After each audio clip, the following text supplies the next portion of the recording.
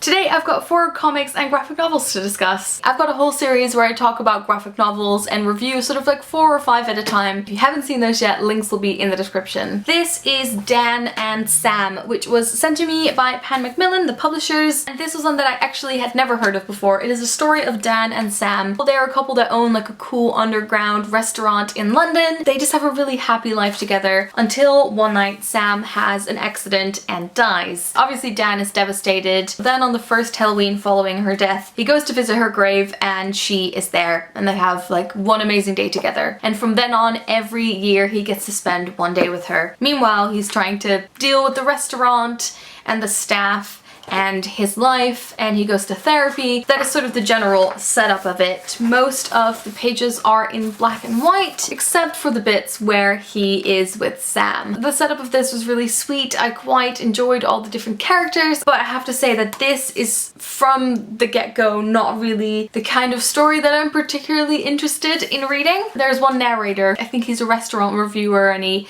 goes to this restaurant all the time and he sort of talks you through a lot of the story, especially towards the end that would drag a little bit. So I think if this is something that sounds really appealing to you, give it a go. I quite like the drawing style, but it's not really my kind of thing. Then next there is Take It As a Compliment, which you might have seen in a recent book haul I did. This is the MA project of Maria Stoyan, who is from Scotland. And this is basically a collection of stories that people have shared about a time that they have been sexually harassed or sexually assaulted. There are 20 different stories. They vary in how severe they are. Some of them are long, some of them are short, some of them have whole written pages of words, some of them have no words at all. I absolutely loved the drawing style, which differed from story to story, and I really love the colors as well. Each story sort of had their own color scheme, and while I don't want to say enjoy it because that seems like the wrong word, I thought it was a very interesting read. It was very beautiful, it made me think a lot, but I do feel like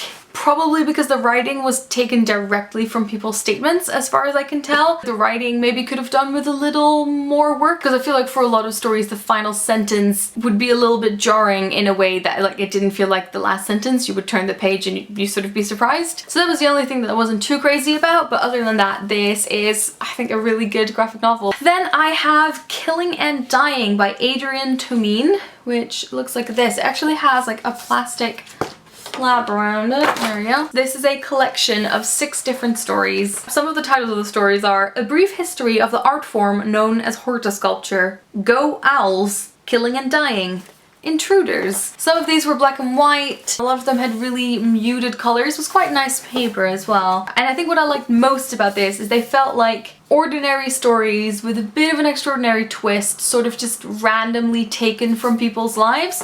Some of them didn't have like a huge setup or a huge ending, but they're just like snippets. I feel like this is a graphic novel in a genre that I haven't really read before. The one that was probably my favorite is about a girl who discovers that she looks really, really similar to a porn star, and about how that affects her life. And at some point she also sort of runs into this girl. The story actually starts with like this pink page, a white page. This says Amber Sweet, and then this says Amber Sweet, but written in a mirror image. I think that one could also probably make a good birthday present for the right person. And then finally there's a comic that I picked up, I have to admit, purely because of the cover, because it looked freaking awesome. And it was, fortunately, and it is Paper Girls #1. This story is about 4 girls who have like a paper round, but it also incorporates some sci-fi just to give you an example of what it looks like. The pace is really good, the drawings are fantastic, the characters are all really different. I just really liked it. Obviously ends on a bit of a cliffhanger, so I am going to pick up the 2nd issue as well. Those are some of the graphic novels and comics I've read recently. I hope you enjoyed this. I'll put links to all of them in the description, and I will talk to you guys later.